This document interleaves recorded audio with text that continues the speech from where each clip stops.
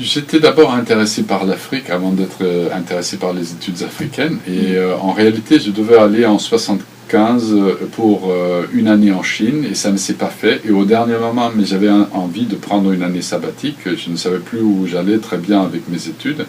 Et donc je suis parti à la dernière minute en Afrique subsaharienne. C'était pas mon idée, c'était l'idée de ma mère. Elle disait si tu vas là-bas, après tu reviens, tu sauras ce que tu veux faire. Et elle a eu raison. Donc je n'avais pas d'argent, je n'avais pas de bourse, donc je devais travailler. C'était une année assez compliquée de ce point de vue, mais qui m'a rapproché de la réalité. Et quand je suis revenu de là, je me suis dit que j'allais reprendre mes études, mais me spécialiser sur l'Afrique. Et j'ai travaillé toute ma vie sur l'Afrique, mais j'ai écrit des livres, j'ai travaillé comme journaliste, j'ai écrit des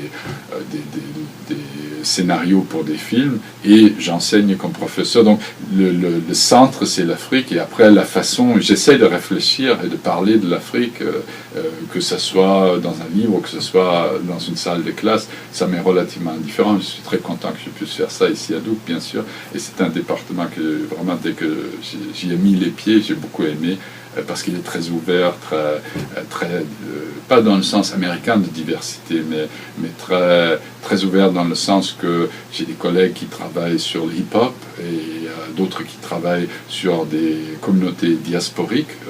Et moi, je suis un fou de l'Afrique.